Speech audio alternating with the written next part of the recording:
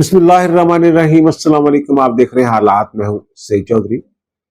फौज के अंदर खुद साबिक का एक बड़ा सख्त निज़ाम है और ख़बर यह है कि जनाब ये निज़ाम इस वक्त बड़ा मुतहर्रिक है और इसके नताइज जल्द सामने आने वाले हैं। दूसरे लफ्जों में यह भी कहा जा सकता है कि फील्ड मार्शल आसिम मुनीर को धोखा देना आसान नहीं है। इस हवाले से क्या खबर है वो आपके साथ शेयर करेंगे। और फिर मलिक रियाज साहब ने मुक्तदरा को एक ऑफर की, पैसों की ऑफर भी की उन्होंने, और फिर अल्टीमेटम भी दिया। लेकिन ये अल्टीमेटम और ये जो लालच देने की कोशिश की गई थी उनकी तरफ से, वो उल्टा पड़ गया है। मलिक रियाज के हवाले से एक और बड़ा दावा सामने आ गया है कि जनाब इतने दिनों के अंदर अंदर वो वापस लाए जा सकते हैं। ये क्या मामला है ये आपके साथ शेयर करेंगे। लेकिन इससे पहले कल का पूरा दिन 5 अगस्त जो है, एक तो यौम इस्तिसाल कश्मीर था, वो तो खैर रैलियां शेलियां होनी थी, लेकिन पीटीए वालों ने भी ऐलान कर रखा था जनाब कि इमरान खान की आज़ादी के लिए जनाब इन्होंने तहरीक चलानी थी, डयाला जेल पहुंचना था, रैलियां निकालनी थी और पता नहीं क्या क्या करना था। उम्मीद ये थी कि कम अज कम जो खैबर पख्तूनख्वा है वहाँ ये बड़ा शो करने में कामयाब हो जाएंगे, लेकिन वहाँ इनके अपने इख्तलाफात हैं। जुनैद अकबर साहब अपनी देर इनकी मस्जिद बना के बैठे हुए। जिस वक्त उन्हें बनाया गया था खैबर पख्तूनख्वा सूबे का सदर, तो उस वक्त मैंने ये कहा था जनाब उनकी जो तहरीक है ना वो गंडापुर ने कामयाब नहीं होने देनी, उनको हीरो नहीं बनने देना उन्होंने। और ऐसे हुआ वहां। और गंडापुर साहब जो है उनका हाल ये था जनाब, वो रैली लेके निकले और उन्होंने किला जो हसार है बाला हसार, वहां उन्होंने इख्तिताम करना था, खिताब करना था, लेकिन खिताब किए ही नहीं। खिताब किए बगैर निकल गए और लोग ये अंदाजे लगा रहे हैं कि बहरहाल वो उनका अपना सूबा है, अपना शहर है, तो वहां तो वो एक बड़ी रैली जो है वो निकाल सकते थे।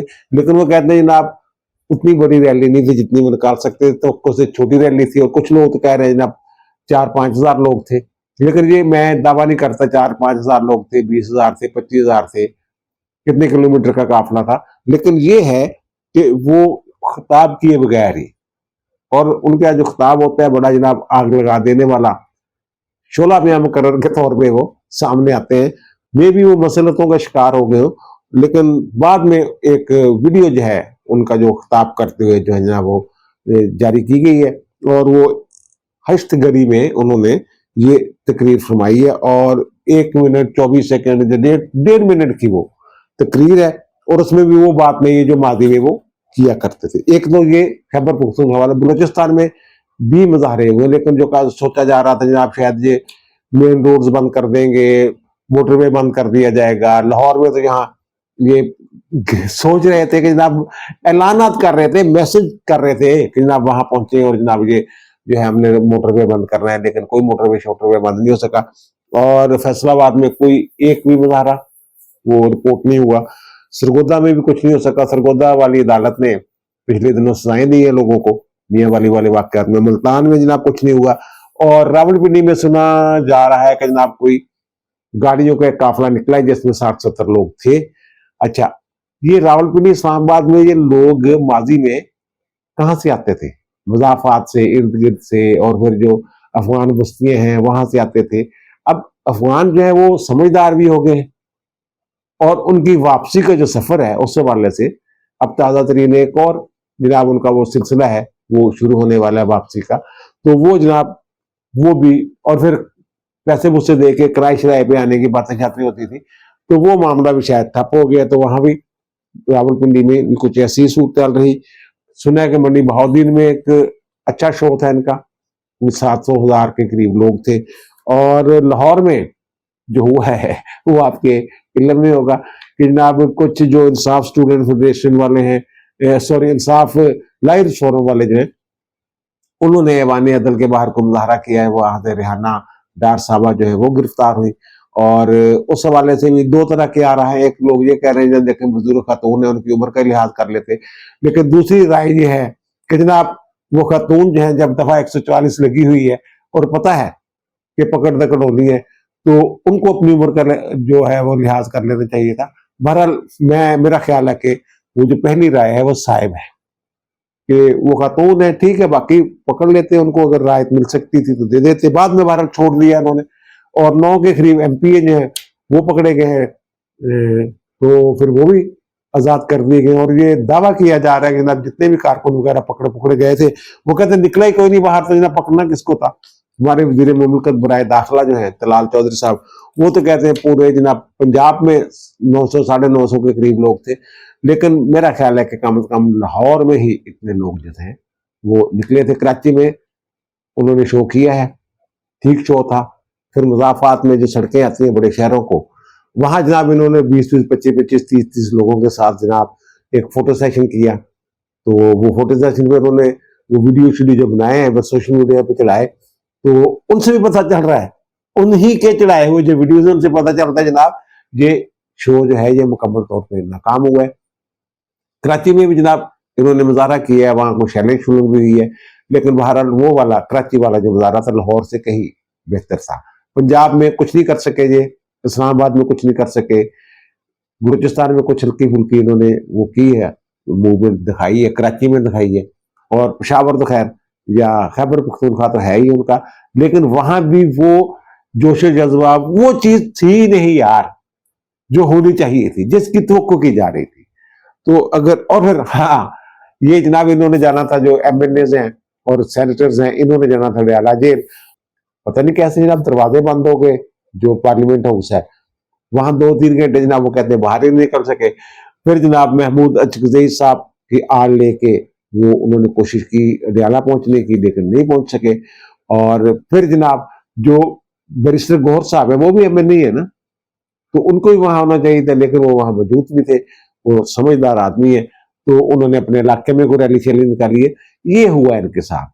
ये एक तो जबर की बात है जनाब, जबर बड़ा था, तो मैंने कल अर्ज किया था जनाब पुलिस वाले जो है, लाहौर पुलिस वाले तो बड़े मुतमिन बैठे हुए हैं। एक साहब ने जाना था किसी आला अफसर से मिलने के लिए थे, उसने कहा यार वो रैलियां चल रही हैं तो आप तो बड़े मसरूफ हो गए, नहीं यार आ जाओ, तुझे कोई मसला नहीं, रैलियां चल रही है था। और फिर कोई कंटेनर लाहौर में एक दो जगहों पे कंटेनर देखे जरूर गए, दाखिली रास्ते खारजी रास्ते सारे खुले हुए थे, कोई कंटेनर कोई बंद नहीं किया था, वो तो जरूरत भी नहीं थी, उन्होंने ऐलान ही नहीं किया था कि लाहौर पहुंचना है, तो अपने अपने इलाकों में उन्होंने रैलियां निकालनी थी। तो लिबर्टी में कोई एक आध जो है वो कंटेनर पड़ा हुआ था, लेकिन सड़क कोई बंद नहीं की गई थी।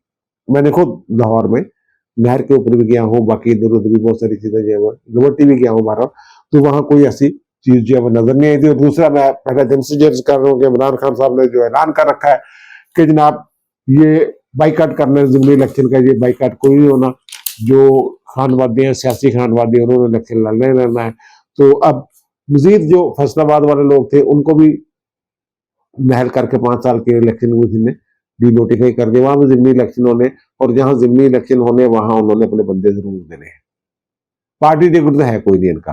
तो ये अब एक और मैं इतला आपके साथ जो मैं कह रहा हूँ जो सियासी खानवादी हामिद नासिर चट्टा साहब का जो खानदान है, तो उन्होंने जनाब अहमद चट्टा साहब जो है वो महल हो गए हुए, नोटिफिकेशन हो गया हुआ उनका, तो वो जनाब उनकी जगह जो कागजात नामजदगी है उनकी अहलिया ने जमा करवाए हैं, और उनके भाई हैं मोहम्मद फयाज साबक नाजम जो गुजरावाला के डिस्ट्रिक्ट नाजम, उन्होंने जमा करवाए हैं, यानी वो अपनी फैमिली में ही ये सीट जो है रख रहे हैं और इलेक्शन लड़ना चाह रहे हैं। ये होगी बात। और दूसरी एक और खबर जो है वो आपको याद होगा कि इमरान खान की जो बड़ी बहन है वो रबीना खान, वो रहती है अमेरिका में। तो पिछले दिनों उन्होंने एक ट्वीट किया था, बयान आया था उनका सामने जनाब जुल्फी बुखारी साहब के हवाले से, जिसका मतलब मफहूम यह था कि जनाब 2 नंबर बंदा है। और उससे पहले भी उन्होंने कहा था ऑक्सफोर्ड के चांसलर वाला जो इलेक्शन वाला मामला है, तो वो ज़ाहिर उनके कागजात ही मंजूर नहीं हुए थे, इलेक्शन लड़ने की इजाजत नहीं मिली थी, तो वो कहते जनाब उसमें जनाब फंसाया है जुल्फी बुखारी ने, और अब भी कह रहे जुल्फी बुखारी करना कुछ कुछ नहीं है। यानी वो कहने का मतलब उन्होंने ऐसे कि धोखा दे रहा इमरान खान।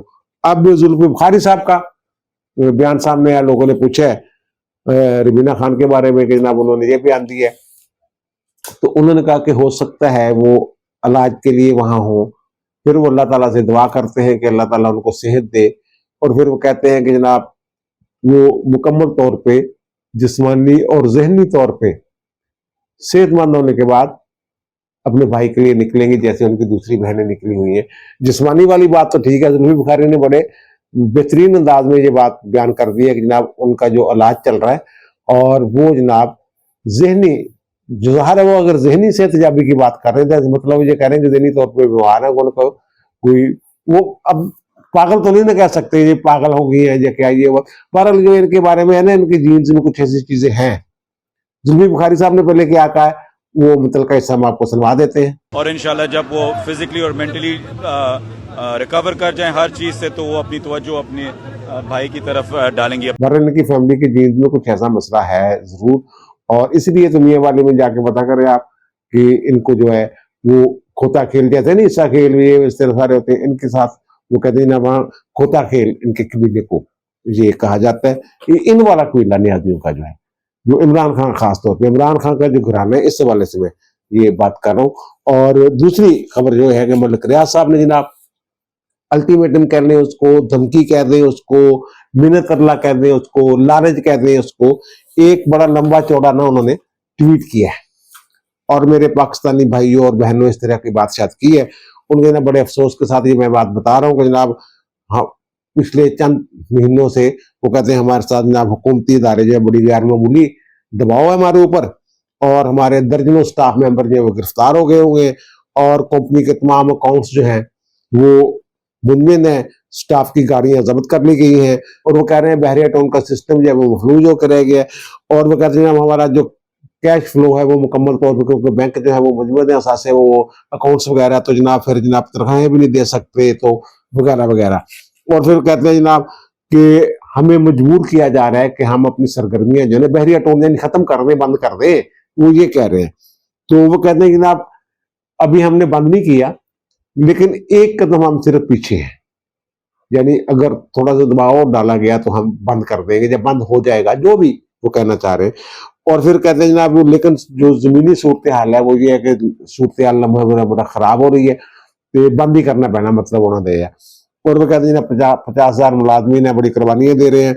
और फिर वो एक धमकी देते हैं, शुरू से देते आए हैं कि जनाब पाकिस्तान की इक़्तिसादी सूरत हाल तबाह हो जाएगी, गड़बड़ हो जाएगी, और अरबों का सरमाया है लोगों का लगा हुआ बहरिया टाउन में, तो वो डूब जाएगा वगैरह वगैरह, ये बातें वो करते रहते हैं। पहले भी उनको ये जोन था बड़ा, जब यहाँ सुप्रीम कोर्ट में उनका मामला चल रहा था जिसमें 460 अरब उन्हें जुर्माना हुआ था, तो उस वक्त भी वो इस तरह की बातें करते, लोगों का सरमाया डूब जाएगा, लोग बर्बाद हो जाएंगे, मुल्क की इक़्तिसादी सूरत तबाह हो जाएगी वगैरह वगैरह। वो कहते हैं जनाब अब अगर जो हमारे साथ हो रहा है अगर हम बंद कर देते हैं तो जनाब लोगों का जो है वो सरमाया जो है जो अरबों रुपए का सरमाया जो वो कहते हैं डूब जाएगा।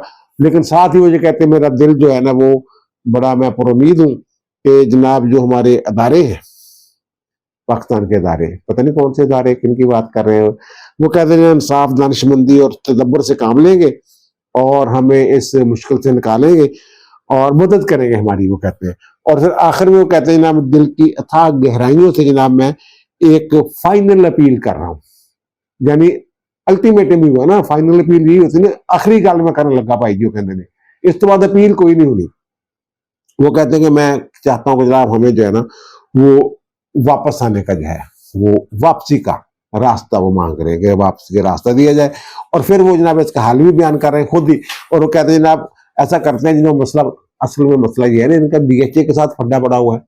मैंने पहले भी अर्ज किया था जनाब कि 10 खरब रुपए बीएचए ने इनसे लेने हैं, इसीलिए तो कह रहे थे ना 3,000 कनाल राजी की बात हो रही है, तो और बातें बुतें हो रही थी। तो वो अब कह रहे हैं कि जनाब ऐसा करते हैं कि एक सालिस मुकर्रर कर देते हैं, सालसी करवा लेते हैं इसमें।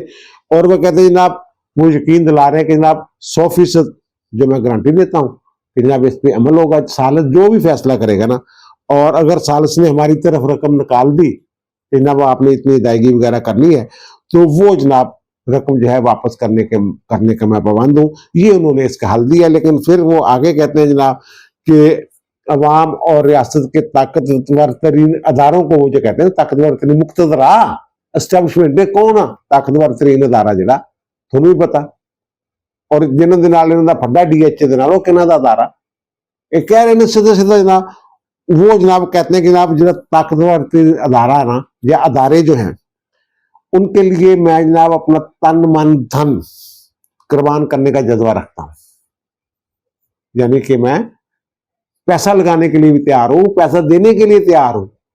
ये लालच दे रहे हैं ना, लालच दे रहे हैं, ये रिश्वत की पेशकश कर रहे हैं। और फिर कहते हैं जनाब अपने मुल्क के लिए खिदमत जारी रखना चाहते हैं वगैरह वगैरह।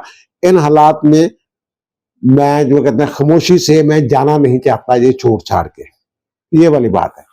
इसके बाद जनाब एक्शन हुआ है, और उस एक्शन का मतलब ये है जेआईटी जो बनी हुई है नैब वगैरह में जो इनके मामला चल रहे हैं, एफआईए वाले भी उसमें, तो उस एक्शन का मतलब ये है कि इनके जो ये अल्टीमेटम को भी उन्होंने चुपके पड़े मारे हैं, और फिर जनाब जो लालच दे रहे थे, सालसी की पेशकश कर रहे थे, वो भी उन्होंने जनाब उड़ा दी है कि चले भाई तुझे अपना काम करो, तो ऐसे अपना काम कर रहे हैं। और ये लोग जो है ना, ये सही अंदाज में मेरा ख्याल है कि मौजूदा आर्मी चीफ को ये समझ ही नहीं पाए। एक गिज्जो ने किसी होर दे, मैं तुम सही गल दस रहा। और उनके किसी का जनाब समधी होता था, किसी का भाई होता था, किसी का कोई होता था, तो इनका तो कोई ऐसा नहीं फ्रंटमैन जो सामने आकर जनाब ये सारे मामला कर रहे हो, जनाब वो नासिर मिट्टू के पास चल जाए या फला के पास चल जाए या उसके पास चल जाए, नजफ के पास चल जाए, तो मामला सीधे हो जाएंगे। इनका ऐसा है ही कोई नहीं बंदा हाफिज साहब का। तो फिर जनाब उसके बाद जनाब इन्होंने जो ज़ाहरा को रैकी की हुई थी पहले से उन्होंने, तो फिर जनाब ये ऊपरों को हिदायत ही आई हुई है। मैं कल भी क्या थी जनाब, पार्टियां चढ़ी हैं पीछे, जनाब वापस ले आओ, वापस लेने के लगे जाके मैं करवा कि हम की मामला हो रहा। तो वो जनाब फिर जनाब इन्होंने जनाब छापा मारा है। इन्होंने किया हुआ ये था कि एक अस्पताल की इमारत है, हॉस्पिटल में निजी फलाही अस्पताल है, तो वहां जनाब इन्होंने सारी चीजें ना अपने रिकॉर्ड शिकार्ड वगैरह जो है वो छुपाया हुआ था। ये तस्वीरें भी कुछ मैंने हासिल की हैं, वो तस्वीरें में हम आपको दिखाएंगे। तो वहां जनाब फिर जो इनका कंप्यूटर वगैरह ये वो चीजें सारी जो है, और फाइलें वगैरह जो है वो सारी जो है, वो कंप्यूटर फाइलें, डिजिटल शवाहद, रिकॉर्ड, डाटा, ये वो सारा कुछ एक गेस्ट रूम में छुपाया गया था वो। तो वहां जनाब उन्होंने फिर जनाब वो छापा मारा है, और उन्होंने जनाब सारी चीजें निकलवा ली है। और एम्बुलेंसेस जो है ना, एम्बुलेंसेस उनमें ये सारा रिकॉर्ड जो ना, अस्पताल की जो एम्बुलेंस है उसको ये ज़ाहिर उसको किसने चेक करना होता है, एम्बुलेंस को वो साइरन बजाती जाती है, तो उसके अंदर सारा इन्होंने डाटा शाटा ना छुपाया हुआ था। तो वो जनाब उन्होंने निकाल लिया। फिर जब ये छापा पड़ा है ना, तो इन्होंने रिकॉर्ड दिलाने की कोशिश की वहां जो लोग थे कि जनाब रिकॉर्ड दिला दो, रिकॉर्ड दिला दो, लेकिन वो रिकॉर्ड भी जो है वो कुछ जल गया और कुछ जो है वो बचा लिया गया, बल्कि इन्होंने फाड़ के भी उसको पुर्जे पुर्जे करके भी, यानी कि उसकी टीम के वहां पहुंचने तक इन्होंने कुछ रिकॉर्ड तलब करने की कोशिश की, लेकिन ये उल्टा पड़ेगा इनको। रिकॉर्ड तलब करना, रिकॉर्ड दिलाना, ये जिसको मतलब चोर है, ये चोरी का मामला है। और फिर ब्लैक मनी का भी ज़ाहिर है, वो यानी इतने बड़े प्रोजेक्ट जो शुरू किए हुए दुबई में, एक और प्रोजेक्ट जो है वो लॉन्च करने वाले हैं यूरोपीय मुल्क में या किसी और मुल्क में, वो लॉन्च करने वाले हैं। अरबों डॉलर के प्रोजेक्ट्स हैं। अरबों डॉलर पहुंचे कैसे, ये सवाल है। एक तो जैसे वो कहते हैं ना, फराग होगी जब गई है इनके त्यारे में यहाँ से, तो इनके त्यारे में जनाब वो सूटकेस डॉलरों के भर के लेके गई अपने साथ जो जहां कमाए हुए थे वो सारी चीजें, तो वहां वो डॉलर, ये इंक्वायरी वाला मामला है। और इसमें जनाब कोई, वो मैंने पहले भी अर्ज किया था जनाब, कोई साबक जो ब्रिगेडियर जनरल जो पता चला जनाब, एक 3 स्टार रिटायर्ड जनरल भी आ गए। एक और इसमें खबर है, हाँ, ये जनाब एक हाजिर सर्विस कर्नल साहब की, मैंने अर्ज किया था कि उन्होंने ये कहा है कि जनाब हाफिज साहब की तरफ से ये हदायत की गई है कि जनाब जो भी सहूलतकार है ना, रिटायर्ड है या हाजिर सर्विस, उसकी माफी कोई नहीं है।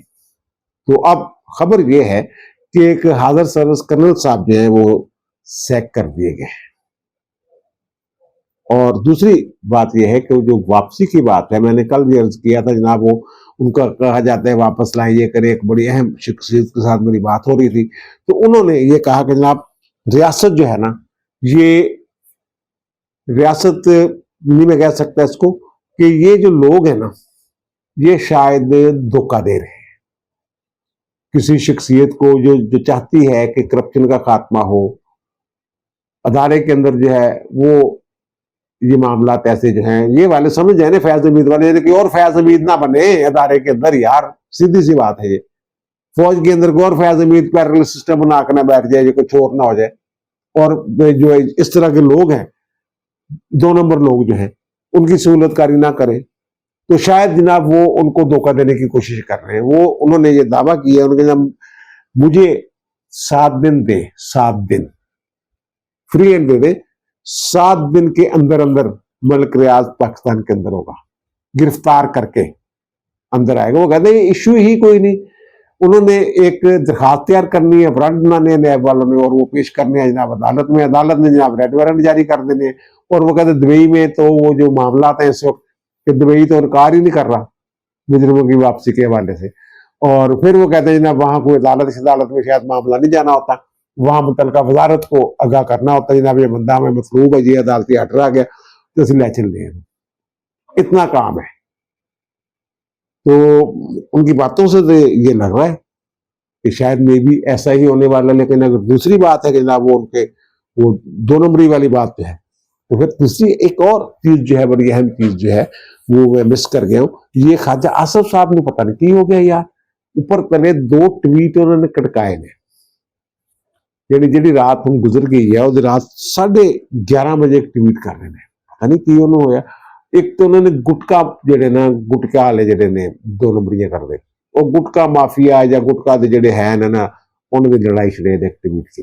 लेकिन दूसरा जो ट्वीट है ना वो बड़ा अजीबोगरीब है।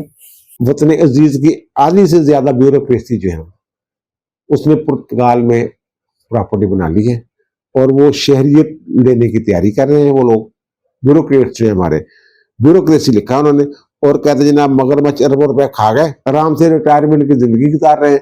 और फिर उन्होंने कहा बुजदार, उस्मान बुजदार का बड़ा करीबी जनाब एक ब्यूरोक्रेट है, साबक 4 अरब रुपए वो कहते हैं बेटियों की शादी पर सलामी वसूल कर चुका है। वो टीके की बात कर लिख देना यार। तारक रशीद जो प्रिंसिपल सेक्रेटरी नहीं होते थे उस्मान बुजदार के, आले नाल थे, फरागोगी के साथ भी जनाब वो हफ्तावार मीटिंग्स होती थी, और फिर पता नहीं क्या क्या होता, सारी दुनिया को पता है ना यार, तो आदमियों के पैसे ये वो खबरें बहुत थी। लेकिन अब वो यही रोना ये रो रहे हैं कि ना वो आराम से 4 अरब रुपए शादियों पर सलामी उसने वसूल की थी। खाजी साहब आजकल कुछ ज्यादा ही वोकल हो गए हुए हैं, और वो कहते हैं जनाब सियासतदान तो इनका बचा कुचा खाते हैं, ये जो लोग हैं ब्यूरोक्रेट हैं, और चवले मारते हैं, ना प्लाट ना गैर मुल्की शहरियत, क्योंकि इलेक्शन लड़ना होता है, दोहरी शहरियत रख नहीं सकते। तो पाक सर जमीन को ये ब्यूरोक्रेसी प्लीत कर रही है, वो प्लीत जिसको कहते हैं ना वो कर रही है जनाब। ये खाजा साहब ने की है। आप पता नहीं ब्यूरोक्रेसी से मुराद उनकी कौन सी वाली ब्यूरोक्रेसी है, या दोनों जो है वो कहते हैं ना सिविल एस्टेब्लिशमेंट और अस्करी एस्टेब्लिशमेंट, जो सारा पता नहीं किसकी तरफ ये इशारा करे। खुल के बात करनी चाहिए थी इनको, खाजा साहब को। और दूसरा जो मैं कह रहा हूँ ना कि एक सर 2 शख्सियात अल्लाह की मैं नेमत समझते इस मुल्क को मिली है। एक काजी फायज ईसा साहब, वो अब चले गए, उनसे अल्लाह ना करे ना कोई मुझे काम पड़ा, ना कभी मैंने ये तवक्को रखी, और अब तो वो रिटायर ही हो गए। वो एक बंदा ऐसा था जिसे अंदरूनी साजिशों का भी सामना करना पड़ा, अदारे के अंदर से बाहर भी करना पड़ा, और वो नाक की सीध में चलता रहा आखिरी वक्त तक। उनकी जात में कीचड़ छालने वाले, बकवास करने वाले जो मर्जी कहते रहे, मैं पूरी ईमानदारी के साथ ये बात कर रहा हूं कि वो नाक की सीध में चलने वाले आदमी थे, और आखिरी वक्त तक नाक की सीध में चलते रहे। और दूसरी जो शख्सियत है ऐसे वाले से, वो हमारे हाफिज असम मुनीर साहब है, फील्ड मार्शल। अब तक की सूरत हाल के हवाले से मैं बात कर रहा हूँ, आगे अल्लाह जाने क्या होता है।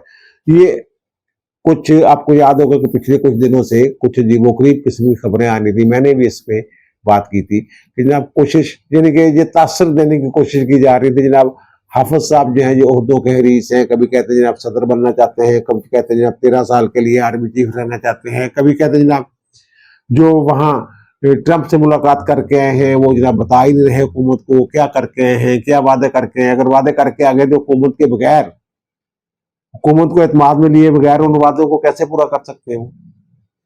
वो जनाब बड़ी उनके पास छड़ी है, ताकत है, ये इस तरह की बातें कहते हैं, ये करते हैं। तो सारे वो ये खबरें जो हैं ये कोई छोटी खबरें थोड़ा है, एमी हर बंदा जरा चलती मशीन चल थोड़ा देगा।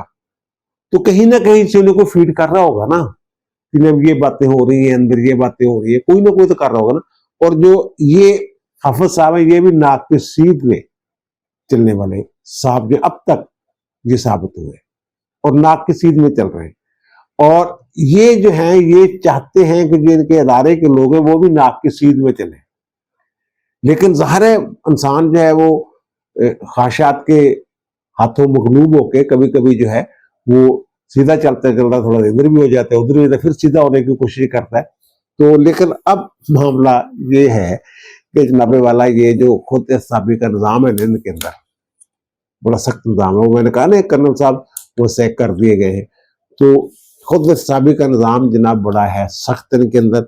और कोई अल्लाह का बंदा खबर करेगा फिर एक नाम भी सामने लेके आएगा कि ये कुछ बड़े ओहदे जो है ना, बड़े ओहदे कहाँ से शुरू हुए, स्टार जिनको लग जाते हैं 1 स्टार 2 स्टार 3 स्टार तो मे भी कोई है या नहीं है, ये जो है ये खुद एहतसाबी का जो रिजल्ट है ना, ये बस 8 10 15 दिन के अंदर अंदर जो है वो आने वाला में भी वो खुद ही बता दे या फिर खबर बाहर निकल आएगी।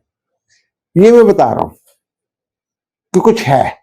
अब दीजिए मुझे इजाजत, इंशाअल्लाह दोबारा मुलाकात होगी नए विलाग के साथ। अल्लाह ताला आप पर मुझ पर हम सब पर मेहरबान रहे। अल्लाह हाफिज।